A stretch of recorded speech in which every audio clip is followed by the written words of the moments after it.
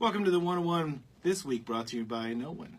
Lincoln Wallace is no longer the sponsor of this show, and Madison is not here, and I think everybody's happy for both of those things. Today, my guest is a good friend and a good client, so I'm going to put that out there. Dr. Phillip Katz. Dr. Katz, how are you? I'm good. How are you? Now, this is an hour-long show. This is the longest format of radio you've done to this point, correct? Correct. I have not done this at all. So, do you want me to call you Dr. Katz or Phillips? Or whatever you feel comfortable. Okay. I'm good. I'm going to call you Philip, and then I'm going to change after the break to Dr. Katz. I just think it's more professional. Sounds good. So, Dr. Katz, you are from State of the Art Smiles in Pickerington. Yes. Can you give people a little bit of a background? I know it took you 20 minutes to get here today, but give me a little background on your practice. Sounds good. Yeah.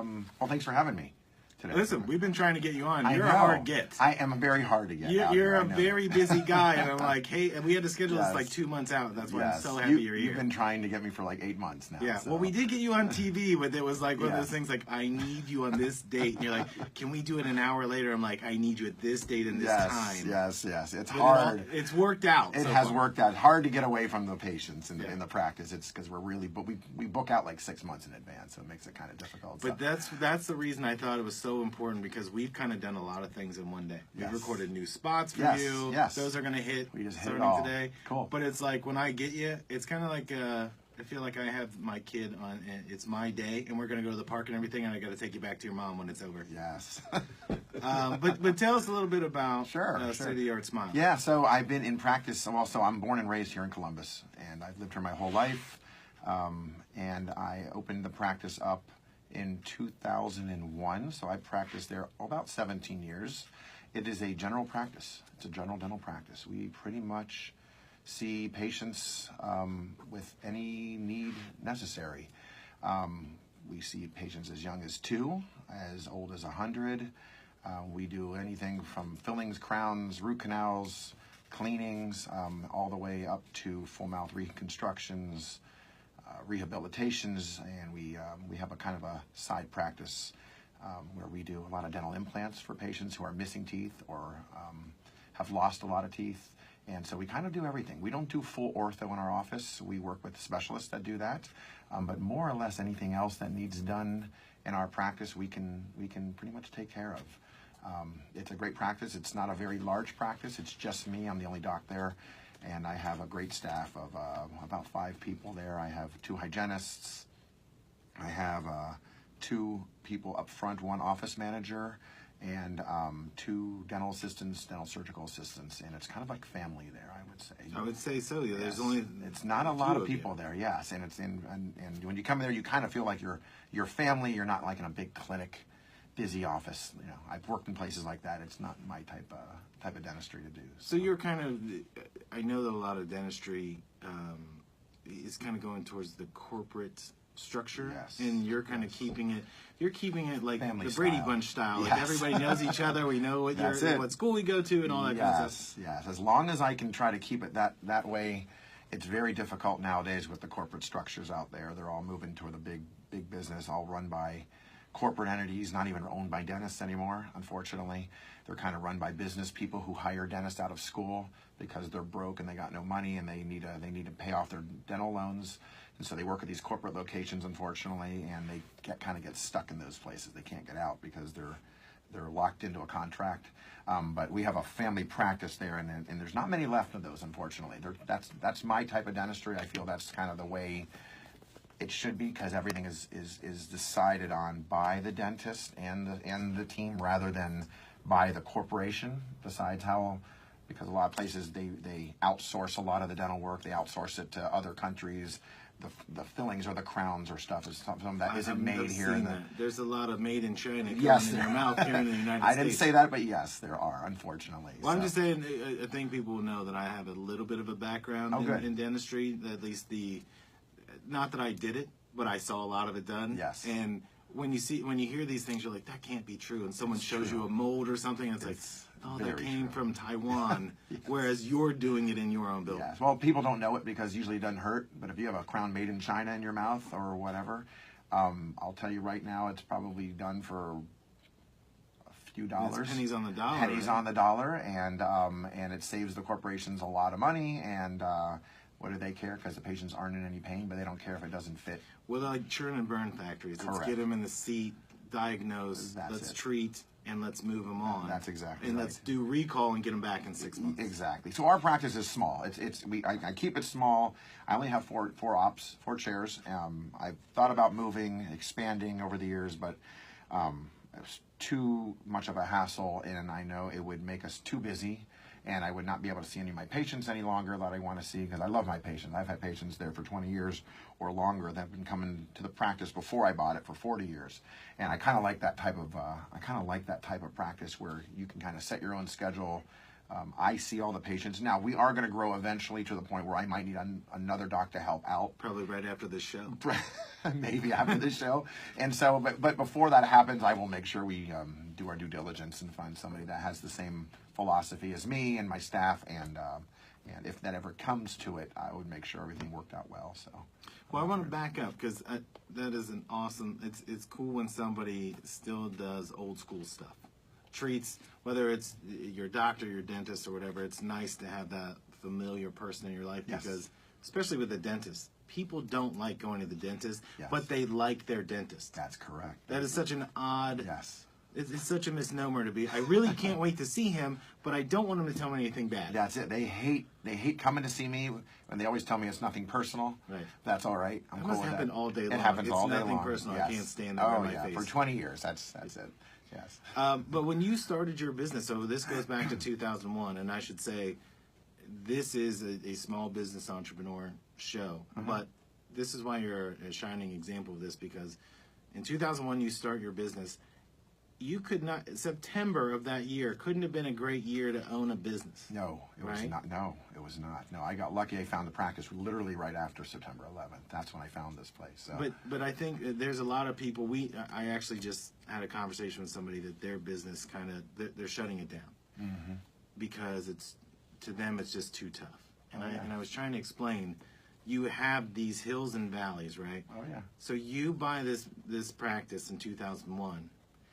You've got to build that practice, build your reputation, but then you go into 2007. So you've only owned this 6 years, and then the financial collapse, right? Oh yes. So you have to survive. I've seen both. I've seen both ends of it. Yes. Well, I would love to know, like tell people out there, the people that fought through and made it like yourself. Like, what's an example of that?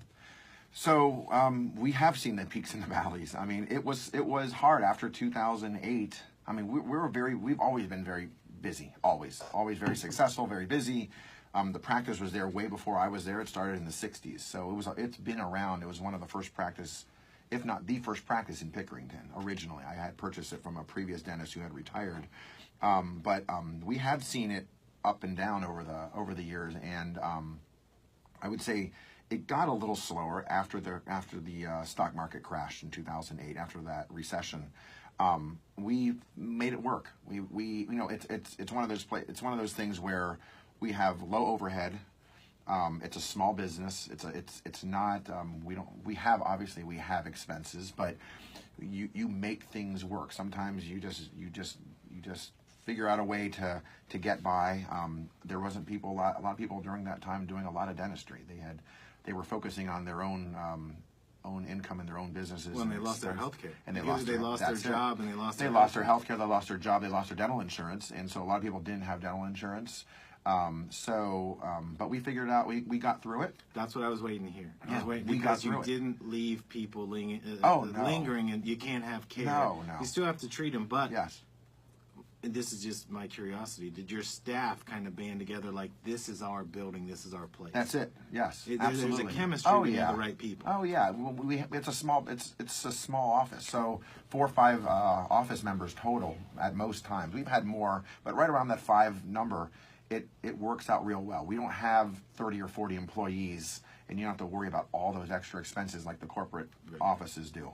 But it worked out well. I mean, a lot of my dental friends, they hit hard times over the years, and they had to sell, or they had to start fresh again. But our practice has been around, and now in 2018, it is by far the busiest it's ever been. However, we were able to keep it so that when you come in, you don't really feel that busyness. You kind of feel like it's still family and it's still one-on-one, because I still meet every patient individually, and I'll treatment plan their case individually and one-on-one, and I'll spend time with them, and it's not like you're being outsourced to everybody else.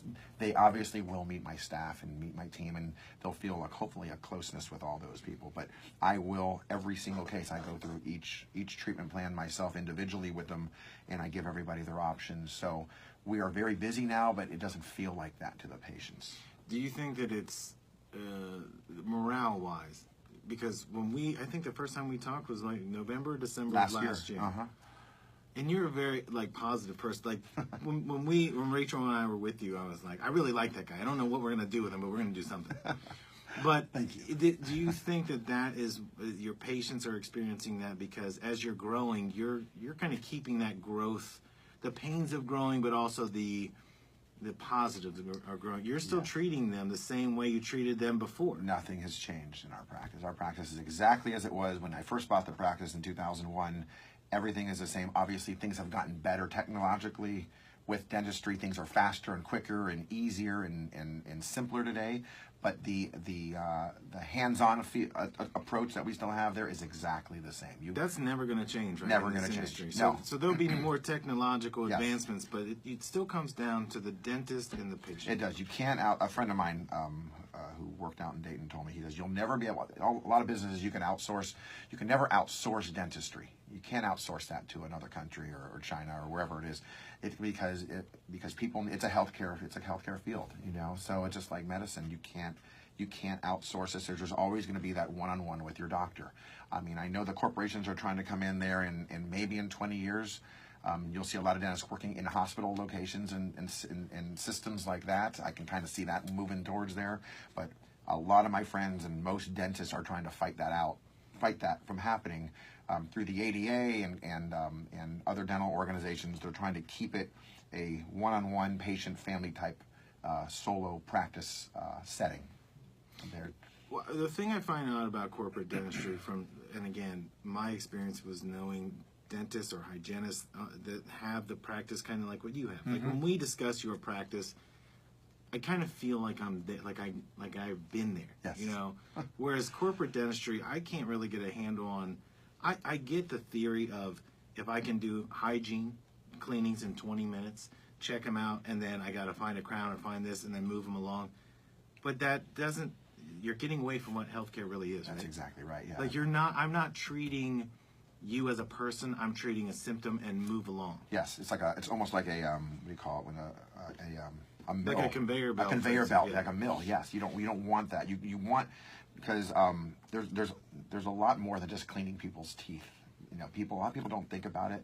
Most patients don't usually call until they have a toothache, unfortunately. It's kind of like the insurance company. I pay my premiums and I don't call you until I really desperately need it. And what happens is by that time, most of the time, it's too late to fix their mouths.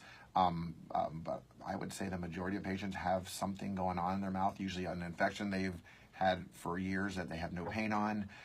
So it's more than just coming in for a 20-minute cleaning, finding a single filling that's broken in your mouth and going home. There's a lot more involved than that. And a lot of that stuff, a lot of people don't realize.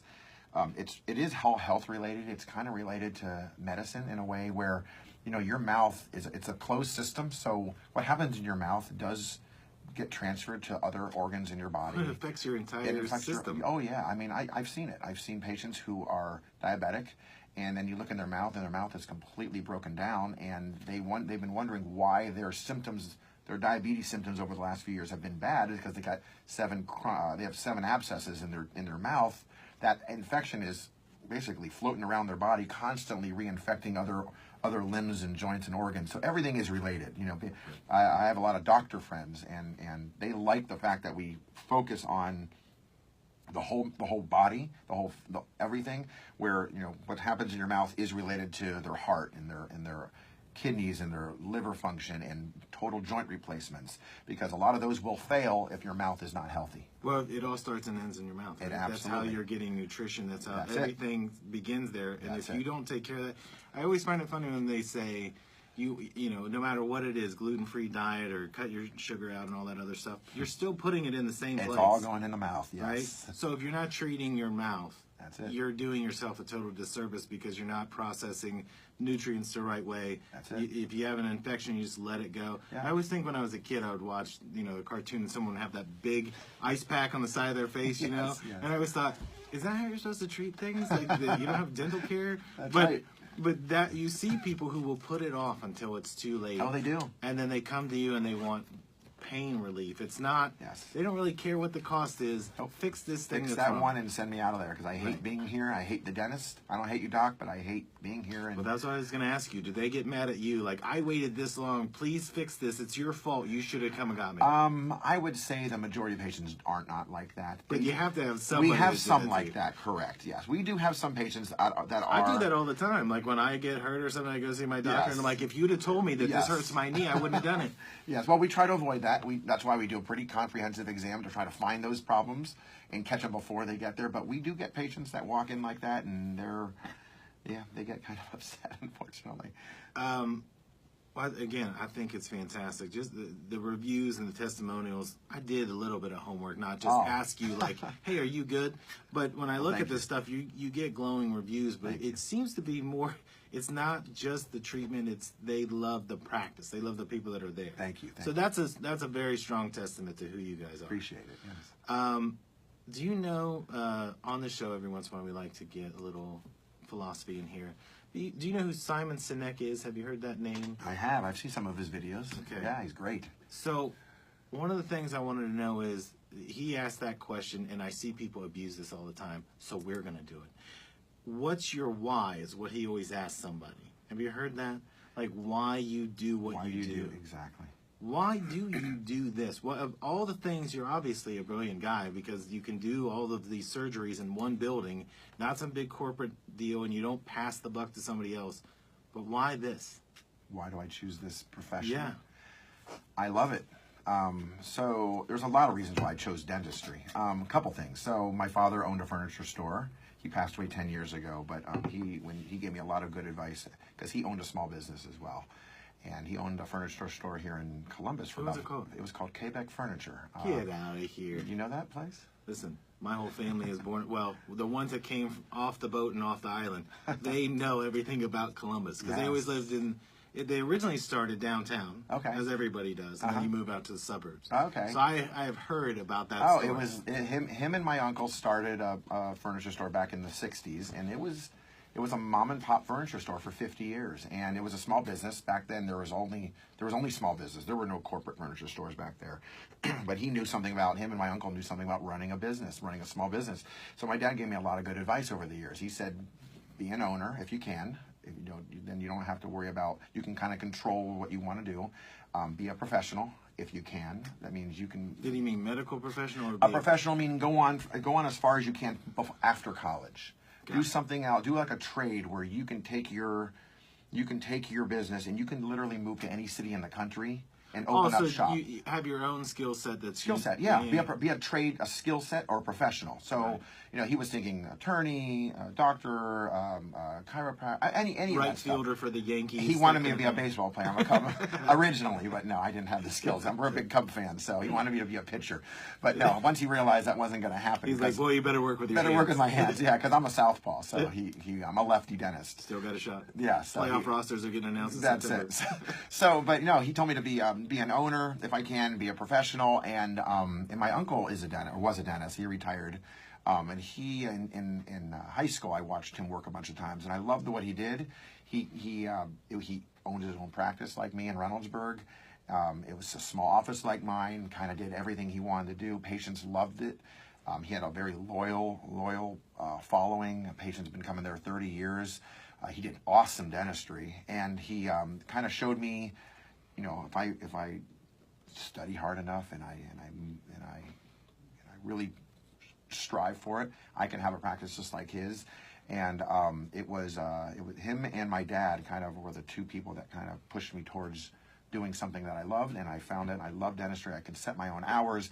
I love my patients. I just love my patients. I actually have a real close relationship with the majority of my patients. We have a lot of patients now, so I recognize a lot of faces. Sometimes I can't remember everybody's name, but the people who've been coming to me for a long time, I know them.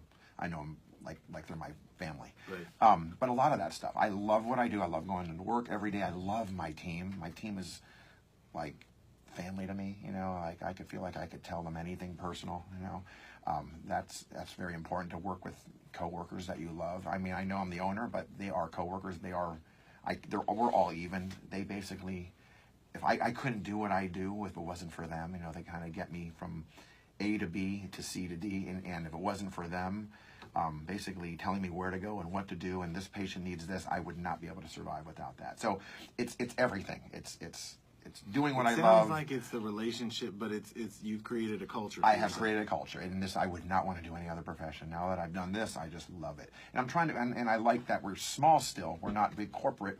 I don't have 4 offices like some of my friends do, which is not bad. It's nice to own multiple practices, but I am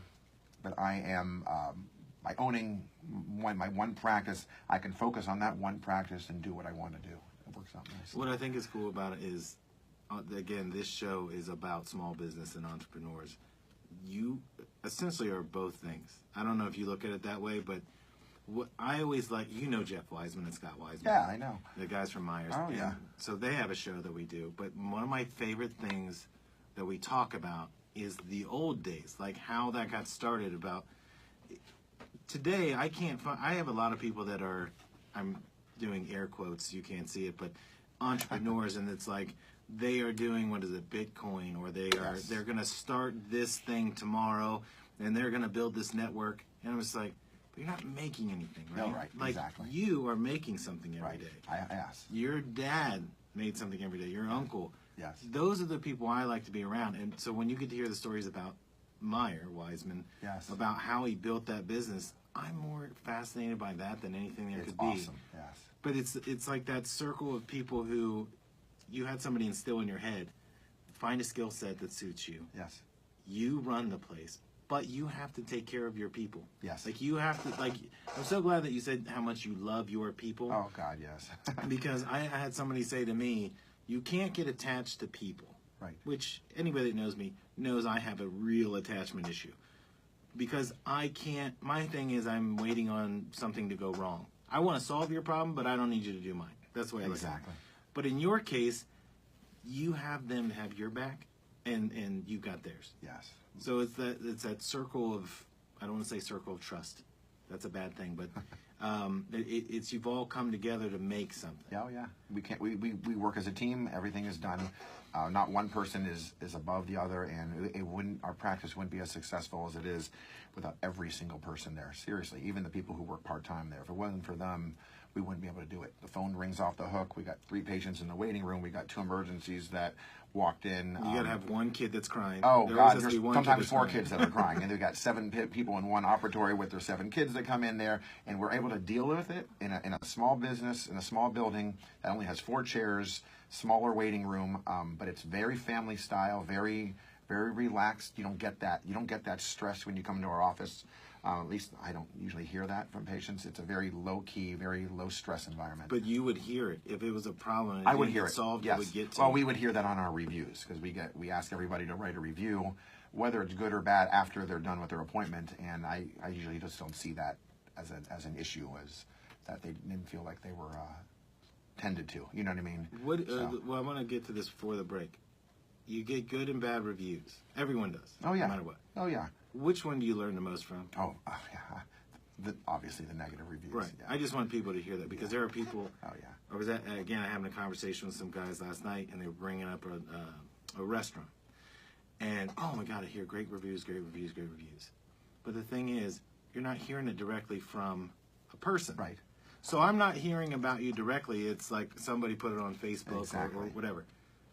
I don't know how many of those are legitimate. Like, am reviews. I really going to like it? Yes. But when somebody has a negative experience, they will tell 10 to 20. They will call people they haven't talked to since high school to go, you know what I just had? This terrible thing happened to me, and here's who did it. Right? Well, I don't care I don't care because we have I think 300 reviews on our website or something like that. You know, you might have 1 or 2 bad ones. Those 1 or 2 bad ones, honestly, I might lose sleep over it for a that's what I was going to ask because I will fix it. Whatever it is, you know, and we don't get a lot of them, but when you see 1 or 2 bad ones, maybe because we were running behind one day because there was a couple emergencies or whatever, I make sure I go out of my way to call that patient, or we get them in and we figure out what the issue was, so we can never have that happen again. Right. But it's rare. I mean, you see that, but yeah, I understand what you mean. But it will keep you up. It does keep you up because you want your business is run by your patients. Your patients, I wouldn't be here if it wasn't for my patients. You have to make sure that you are there for them, and you are going out of your way to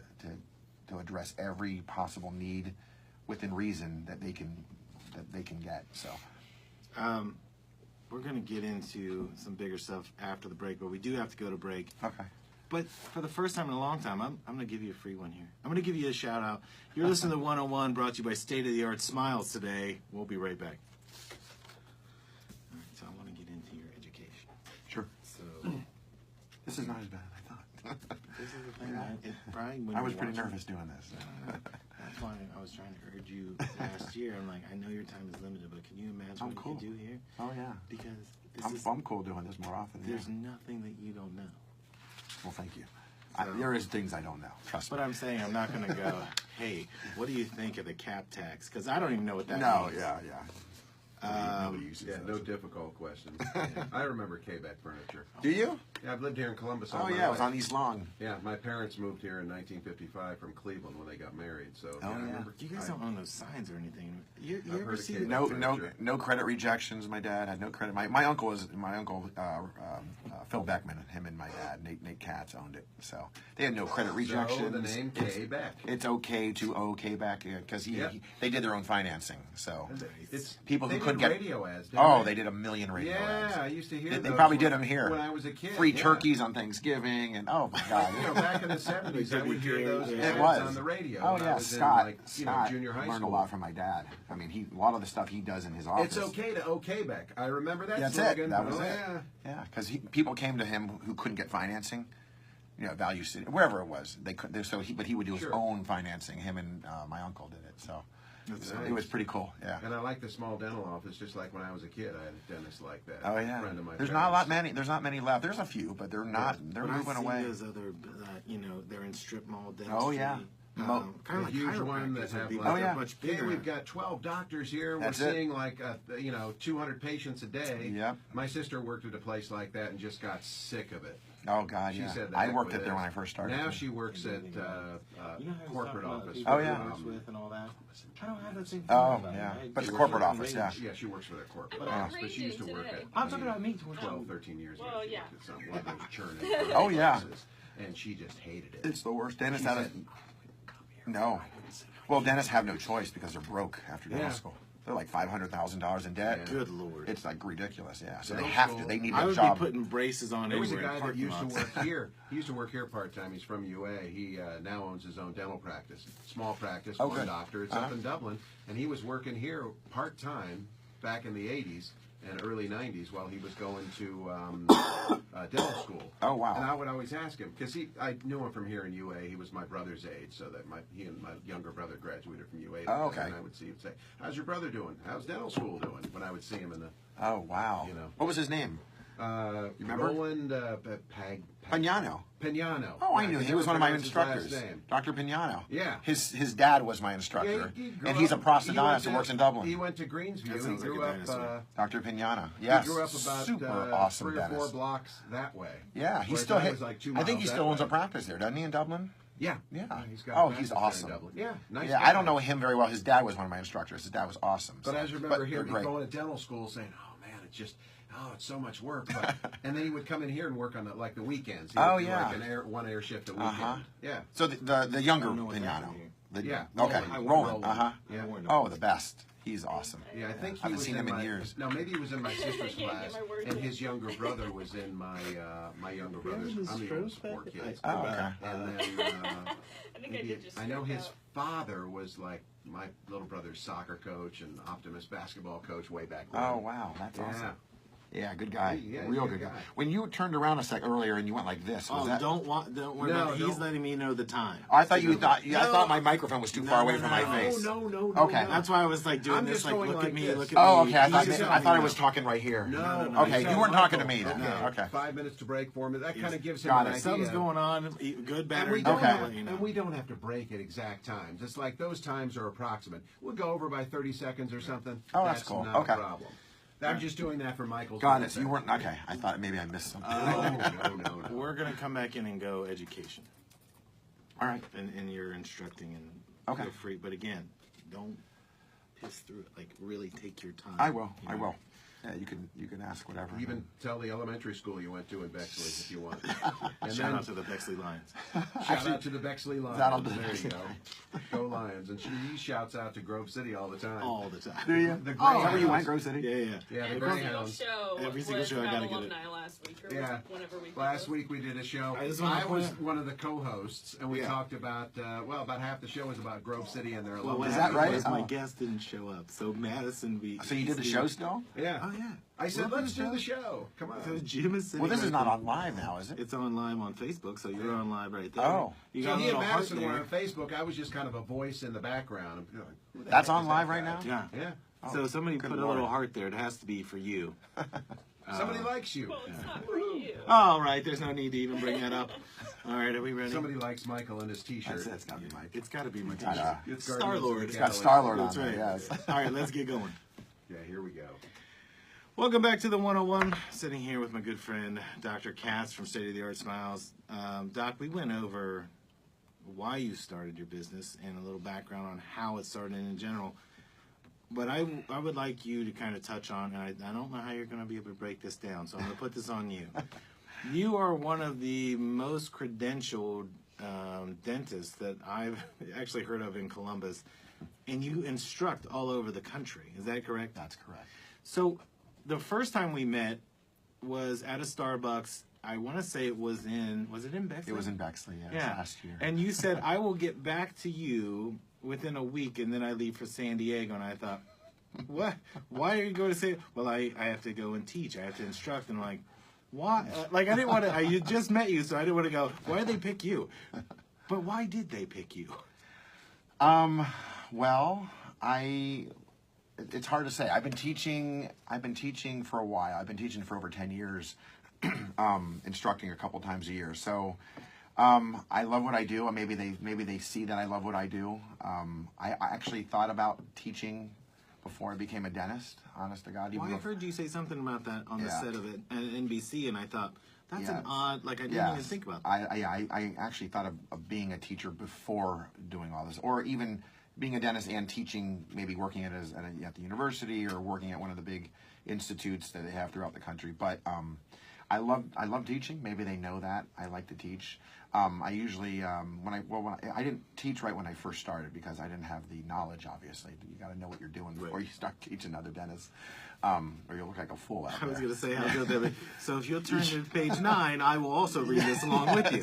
Yeah, it takes a while before you get the skills to do it. But I mean, I finished dental school at Ohio State in 2000, and then from there, I took a ton of courses. And I mean, courses, not just weekend courses. What I mean by courses is like year-long courses. Year-long courses learning how to do reconstructive dentistry, how to fix somebody who comes in with basically broken down teeth and they need every tooth out, or they need basically a rehabilitation or a full new smile done.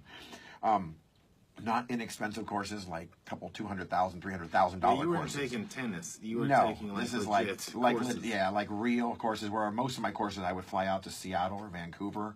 Nothing here is in Columbus, unfortunately. There's Yeah. They have weekend courses here in Ohio occasionally, but the good stuff, the big stuff, unfortunately, is usually on the West Coast or the East Coast or Europe. Some of the best dentists are in Europe, unfortunately. I heard another dentist tell me that. I have a question. Why is it so? Is it technology based or is it just core curriculum? It's core curriculum. It's clinical skill. It's not technology. If it was technology, everybody could just buy the machine for $500,000 or $300,000 or whatever it is, and then just do the roll dentistry. them underneath the thing. That's it. It's not it's the clinical skills that they don't teach you in dental school. In dental school is great. They teach you how to not hurt somebody and not kill somebody and get by. But And really, those are three important things. Yes. Let's not skip out on that. You need to know that. yeah, you know just enough when you graduate dental school to basically survive the dental world, to survive the dental field. You're going to make mistakes, but you're not going to. If somebody comes in with a broken down mouth, and you don't know what the heck to do, really what you'll do is, when you don't know what to do, is usually you'll ask your assistant just take an impression on them and then send them home, and I'll just study that model for like a week or two. Wait, that's when you first started? Yeah, because you don't know what to do with it. Then you look at this model and you stare at this model for like a month, Like and the then you thinker, call your friends. you just kind of sit Yeah.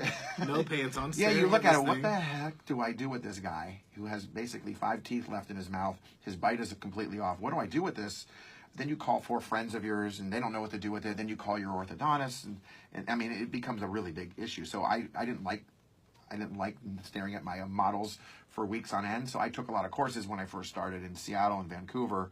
It would take a couple of years and quite a bit of money. But from there, I came back. I knew how to treat this stuff without stressing about it, and without waiting a year to tell the patient what the options are. I was able to tell them usually within the first visit, to tell them, here's your couple, 2 or 3 best options. Here's how much it might cost. Here's how long it might take. Here's ways we can break it up and do it over time for you. You can still get the same great result, but maybe you don't do it all at once. Maybe we do it over 3 or 4 years. So because I took all those courses at the beginning, I was able to come back with that knowledge where I can give those patients those options where they feel like I have a way I can actually fix my mouth that's affordable to me, and it won't take me 10 years before I get it done. Is that why they call it a case? Yes. They are, because it is the a way case. you described it is kind of like a detective, but it is a case. Because every mouth is different. Right? Every mouth so is every different. crime scene is well, different. I tell everybody that walks in, I say there's always one diagnosis for your mouth. So you can go to 50 dentists here in Columbus, and they'll all tell you the same diagnosis, but there could be unlimited ways you can treat it, multiple ways you can treat it, and they're not all wrong. Most of them are probably right. But you should see how jacked up you get about this. Like, you get so excited about dentistry. Well, I love dentistry. I know, I get it, but I wish other people like people tell me I get excited about it. I don't try to get excited. I just love what I do. No, but that's what's great about it is like you can see it on Facebook Live. Like you almost jumped out of your seat, like you're excited about it. The dentist that I knew previously, it was almost like, yeah, just sit down, and they were great people. Oh, they're always great. But there was no buzz. There was no excitement. Like, if they found something, they're like, well, this is what it is, blah, blah, blah. So I thought, everybody treats this like it's a library thing. Yeah. You don't. Like, well, you could. A lot of times, I used to sometimes do that. Sometimes you get stuck in a rut because all you're doing is the same things every day. But I think the more you know, the more you see, and the more you can treat, the more excited you get. Because if you can't see it, in other words, if you haven't had the training, this is my personal experience. If you haven't had the training to see things that you didn't know before, you're not going to be able to treat it. Right. You're going to treat the same things the same way. But I see things in the mouth today that 20 years ago, or even 10 years ago or 5 years ago, I didn't see the same. So I look in somebody's mouth where 10 other dentists might look at it and might only see one option. I see 4 or 5 different options, and I see how some of these options, I see how if they go through a couple of these options, then these patients' lives will completely change. I mean, every way possible, not just their smile, but like, they'll feel more self-confident about themselves. Everything about them will feel. You see somebody when their mouth, when they're not confident about their mouth, they slump over. Oh, they slump over. They don't smile. They hide their smile. They smile with their lips together. They haven't left their house in weeks or months. They don't want to go out with their friends and family. I have patients, they say they don't go out to dinner anymore. They don't, because they're afraid that if they go out to dinner, their dentures might fall out of their mouth. Or if they smile, they're going to see the 4 missing teeth that they have in the front. I get that all the time. I have patients say they can't order off a menu because there's only, they have to choose 2 things on the menu. That's, something like mashed potatoes or water, or they can't. I'll have a bowl of ice melted. I mean, we see that, and I understand that, because most of our patients that we see today have those issues, but all their friends are able to order chicken wings and corn on the cob and all the hard stuff.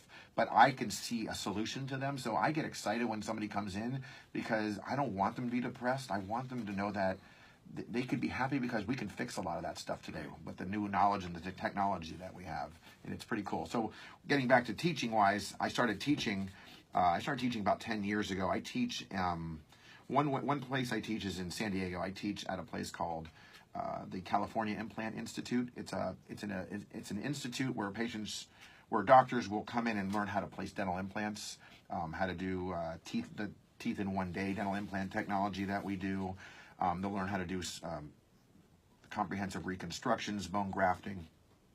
A lot of my friends who dentists who fly out there, a lot of them fly from Australia to come out there. They come out from Europe, basically all over the country. I've had doctors from Canada that flow out there. So I teach out there as a clinical instructor, where the dentists fly out there and they actually work on live patients.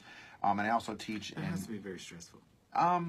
Not for you, because you're instructing. I'm just no. saying. It's stressful for the doctors. That's what I mean. It's very stressful because that patient's probably like, yes, they know what they're doing. Yes, but the nice thing about it is they supply the patients, they help them, and it's less expensive out there because they're basically, I don't like to say guinea pigs, but I'm overseeing them, so they're getting good care. You know, I'm in some places I'll be holding the doctor's hand, making sure, you know, if the implant's angled wrong, I'll tip their hand the right way. I'll help them interpret a 3D scan better. But when they leave when the doctors leave, they're actually able to go back and now offer these services to their patients that they've never been able to offer before, and it's just. Man, they usually get that excitement that I get. It's kind of cool. Do you have a buzz when you come back after you've done Oh, that? I love it. Yeah, it's cool. Because to me, I would think... I always figured, you know, I learn as much as the doctors learn. Even though I'm teaching this stuff, I actually feel like I learn more because every time I see another case that I'm instructing on with every other faculty member, I actually learn along with these people because there's so many possibilities out there, you know. And in Arizona, I teach at a place called Spear Education, which is, it's not necessarily implants per se, but it's kind of a place where doctors fly in and they learn how to do the complete rehabilitations like veneers and complete rehabs and crowns and full mouth reconstructions, how to fix somebody's bite who hasn't been able to bite into anything for 20 years. They have pain, how to fix all that stuff. So I'm usually flying out a few times a year, maybe every other month or every third month. Yeah, I've noticed that. To one of Doc, where are you going to be? I can't come in and do these radio shows. I'll be gone. But I'll be back in 3 weeks. Yes, unfortunately. But when you're doing this, again, I just brought this up, I think, when I was trying to kill time when our guest didn't show up last week. We told you about that. The 10,000 hour principle, Malcolm Gladwell. Have you heard that? I have not. So the theory behind it is that anybody is considered an expert when they spent 10,000 hours doing their current, whatever it is. Yes. So the example would be Eric Clapton or the Beatles. Like when the Beatles got discovered, people thought they were an overnight success. They were playing like in Sweden and Hamburg and places, but they were playing 7 days a week and playing 8 hours, taking a break and doing it again because they had to entertain all the tourists. Yes. Right? Yes. So instead of learning to play their songs, which they said were terrible, they had to learn everybody else's stuff. So if James Brown was really popular in America, if we can learn his songs, it doesn't sound the same, but at least you hear the musical part. Exactly. They became expert musicians doing it that way. It sounds like that's the same thing you're saying. It's is exactly the the same. more you're seeing more routes to fix something. Oh, God, yeah. Because you're spending more time, but you're also going to teach someone, but you're spending time doing it. Oh, yeah. I'm It'd learning. It'd be interesting to see how many hours you've actually spent, because when you total it up, I totaled mine up, I want to say, like 8 or 9 years ago. And you have to factor in your vacations Yes. and the day, right? But how many hours did you currently spend? Oh, yeah. And I was at like 43,000 hours. Oh, I could believe that. But easily. I can't imagine what you're... Oh, yeah. 'Cause I'm usually in San Diego for a week. I'm usually in Arizona when I'm teaching for about 5 days. And since I'm out there a couple times a year, plus I do stuff here. You know, we do public seminars here, not necessarily to dentists, but we do public seminars just to the general public on what these concepts are and how to do it. Yeah, I would say hit. But you should do it because I'm telling you, if you told a patient, not that you tell everybody, but if you told a patient how many hours you've done it, the example I would give is when somebody asks me a question about, you know, marketing or whatever it is. Have you ever seen people playing cards? What is it? Is it rummy? Whatever it is, euchre. Have you ever seen this with 4 people are playing? And I learned this a long time ago. After the first card is played, people are so good at it, they know what's in your hand. That's it, because they've played thousands. But that's how it is for you, right? Exactly so you know, as soon as somebody tells you a diagnosis, that's why a lot of times, like, you can be calm in the middle of a storm because you've seen the I've seen it. I mean, a patient comes in here to our office for a second opinion because we get a lot of second opinions because they're not sure where to go. So they come in for a second opinion or a third opinion or whatever. And it's one of those cases where in dental school you would like crap your pants, Right. so to speak. Pick someone else. Yes, you would honest to God not know what to do. You would get your proctor in there. So but a patient now, because I've just seen it so many years, it's just from the years of experience, just like any doc. That the more you see it, the more you know. Here are some options. Because I pretty much have seen everything out there. Not everything. I never say everything, but I've seen a lot of stuff out there, and You've seen it through to conclusion. And correct. That's the I've part seen of from the A to Z, and I've seen the end result for most of these patients. And I try to tell a lot of patients who come in pretty depressed, they haven't had a sandwich or a salad in 20 years, or been into an apple for 20 years. I know I can see the end result before they can usually, because I know that we can fix them up and we can get them back to where they want to be. And sometimes it takes a few visits before they start seeing that.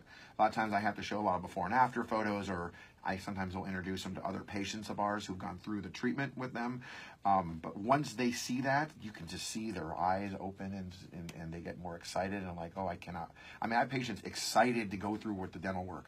After they know what's possible. When they walked in, they were terrified. Well, when you paint the picture of what's going to happen, they're excited. They're going to jump on board. Oh God, yeah. We have patients that drive from West Virginia and Indiana and Dayton and places like that because they know that they get actually happy to come to the dentist. Where for years they have been hating going to the dentist because they actually have hope now. You leave a patient with hope. I think hope is the most important thing. If you can leave them with hope, I mean, anything is possible, So that's a perfect segue because we're going to leave people with hope right now. We're going to take our last break. Okay. You're listening to the 101. We'll be right back. Okay, so fantastic. So, here's what About 12 more minutes you got left. I haven't even gotten through like the majority of my shit, which is We'll great. come back. Well, yeah. But I mean, that's the thing that it doesn't cost you anything. Oh no, I enjoy doing this. That's And fun. people are going. This is really no different from our seminars that I do. I mean, this is nothing. The only thing is I don't have anybody asking you questions. I have people in the audience asking me questions. But you're much better. Well, I'm just wearing better shorts. Yeah. So, I want to end on. Here's our choices. We can end on. We can do a mix of teeth and a day and implants. Yep. And you can tell me either way.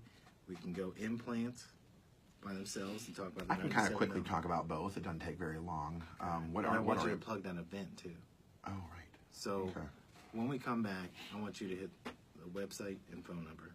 Okay. So as soon as I kick it to you, just do that. Okay. And then I want to talk. So we'll go into this. When we go into implants. Let's talk about as cheap as $97 a month. Okay. Oh, I should mention that then. Yeah, because it's going to be airing today. Oh, I never thought of that. Okay. So you might as well. All right. So they're seeing it right now. Wave to the people. Wave to all the people from Grove City who didn't go to alumni. We finished 6th place, just in case you're curious. All right, Jim, I'm ready. Are you ready, Doc? I'm ready. All right. Okay. Welcome back to the 101. Still here with my friend, Dr. Phillip Katz, State of the Art Smiles. Doc, you know what we have not done to this point? Do you know what we've not told the audience? What have we not told you? How to get a hold of you. Oh, right. We have not bothered. You do have a website. You have a phone number at this place that you love. Can you tell them those pieces? Yes. We are located in Pickerington, which is 10 miles. I'm sorry. Let me repeat that. It's 10 minutes east of Columbus. So we are located in Pickerington. Our office phone number is 614-837-4506. 614-837-4506. And we have a website. A lot of the stuff is on our website. It's www.stateoftheartsmiles.com. And this interview will eventually probably be up there from Facebook Live. Yes. But your NBC segments that we just did. Right. That's starting soon, too. You know what I wish we had? Like, we have a little bit of it from when we broadcast you on Facebook Live to show we like sort of the behind the scenes of everything. Yes, I posted that. But it was cool to see you have the conversation about dental implants and teeth in a day, which we're going to explain right now. But to see, I believe it's Crystal. Was that? It was, somebody was in for Robin. I feel it was Crystal. No, it was Robin that day. Oh, it was Robin? Yes. Oh, that's right. It was She had her just come first day back from maternity leave, yep. But when she was asking you questions and she literally was like, I didn't even know that was a thing. I didn't know you could do it. No idea. And the girl she was talking to on the air. Julia, yeah. Yes. Julia was like... Did he say 6 months or 6? Right. One day, yeah. let's touch on that because again, that I just think it'd be cool to have that behind the scenes footage on your website, just because how many people get to see. What did you say? This is what a TV station looks like. I You know had what I no mean? idea what it was like. I've never been here before. Every time we bring someone for the first time, like I just think it's a warehouse type. Yes. Place. But when somebody sees it for the first time, you it's pretty think like, cool. what did the set of Friends look like? Oh, That's yeah. the question I get all the time. I'm like, I wasn't there. We didn't do any dental related things. But let's talk about.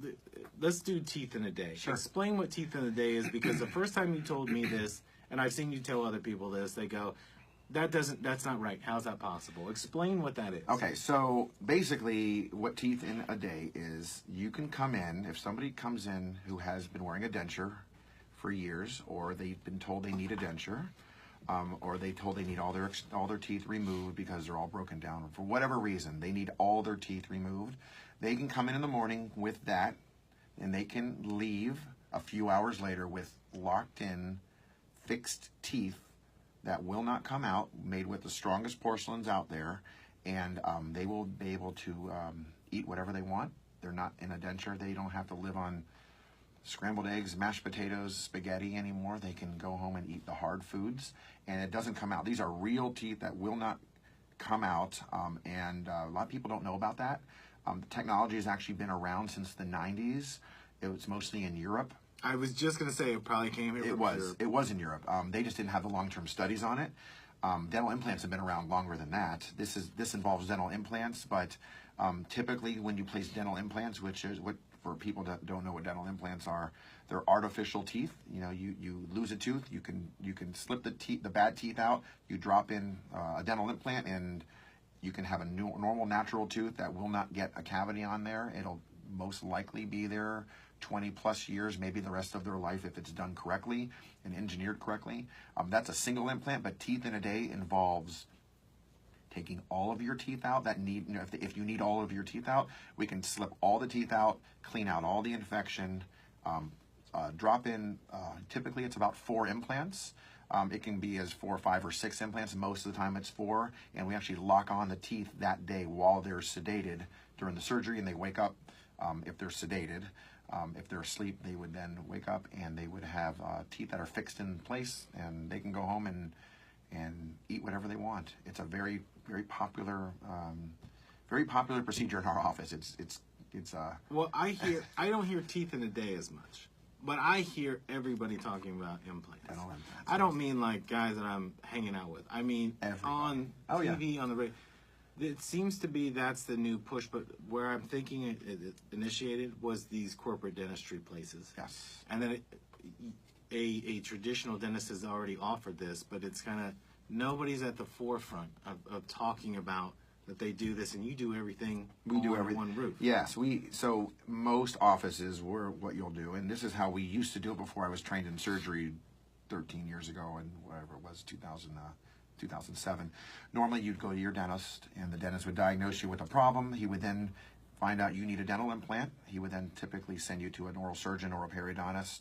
The periodontist will then either send you to an imaging center where they take images like CT scans, and then come back, and then you would come back to the oral surgeon, and then the dentist would then introduce you to the laboratory. So there's usually 3 or 4 locations you would have to be coordinated. All have to be be by the dentist. You have to find different time slots to get in. It's tough. And the problem with that is a lot of times they weren't sure which oral surgeon was trained to do this type of procedure.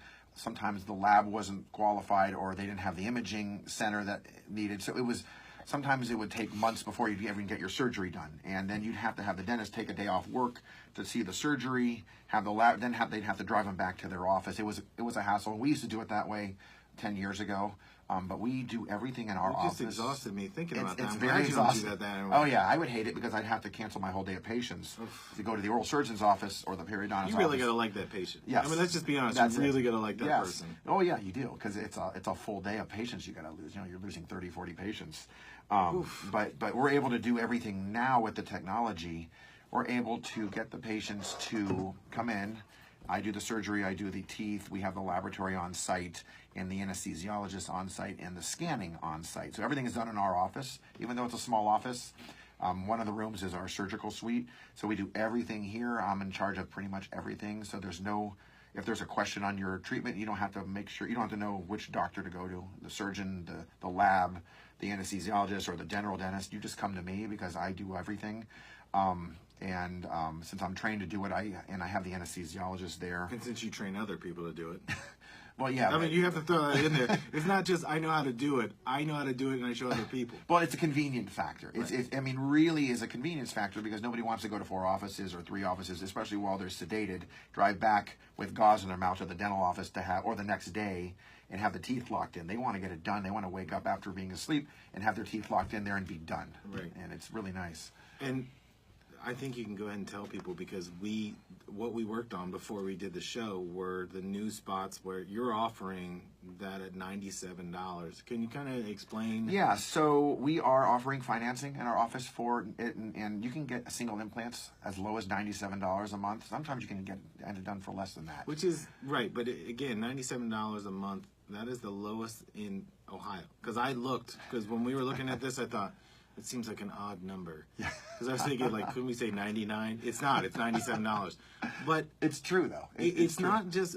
one of the things that you've told me before is that you're not looking to... It's not about just cranking people through that office. Never.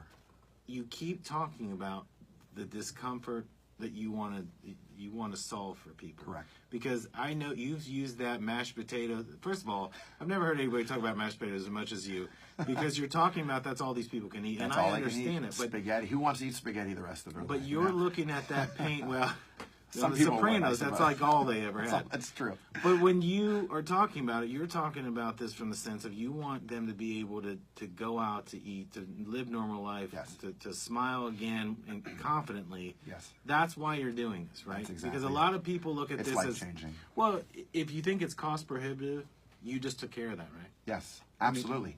Because your concern is, get in here, let me fix that before it becomes worse. Absolutely. The longer you wait, the more it usually gets worse. And and just so you know, most patients are a candidate, but not everybody is a candidate for this procedure. But they have to come in and be seen. They have to, no matter where you go, you have to have an evaluation and an exam and a scan. There's no way around it.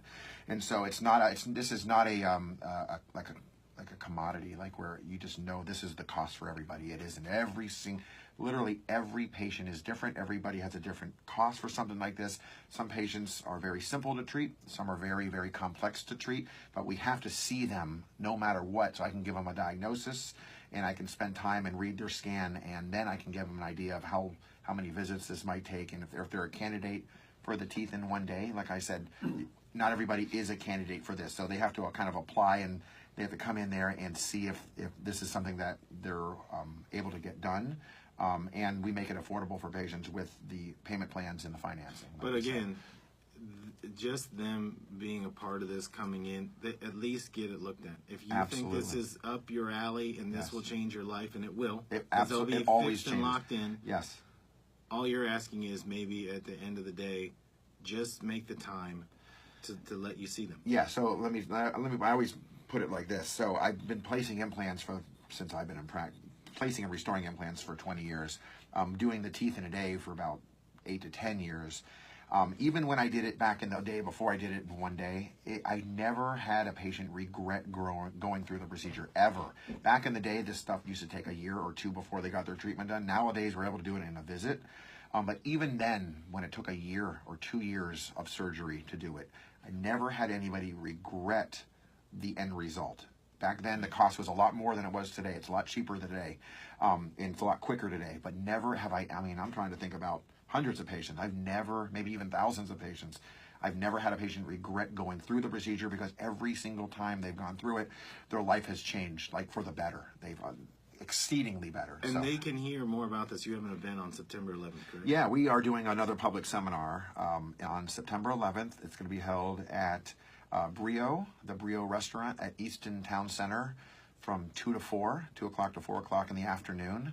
The seats are limited to only, I think, 30. 30 is what it says. Yeah, and so if you do want to make reservations, make sure to give our office a call as soon as possible, 614-837-4506, or you can, again, check us out on the internet, stateoftheartsmiles.com. We'd love to see you guys there. You know, here's the sad part. we just did our hour-long show. We just blew through it, and I still have a bunch of questions. We'll have to come back. Yeah, because I was going to say, Jim is giving me the go-home cue. But Smiling will over there. you make time between all your travels and I will. surgeries and come back? I Okay. will. I would love to do it. So yes. people have heard that, and I'm going to call you out if you're not back I in the will next come few back. months. Okay. Yes, absolutely. I promise. This was Well, fun. Dr. Katz, thank you. Thank you for very being much. Here. State of the Art Smiles. it. Check them out. Thank you. Jim, thanks once again for producing, and we are done for the week. Awesome. Whoops. Handout. That went great. Rotate your phone. I didn't even get into all these other services. No, I'll come back. That's what I'm There saying. we Yeah. go. See how fast. Sorry about that, folks watching on Facebook. StateOfTheArtSmiles.com. Again, StateOfTheArtSmiles.com.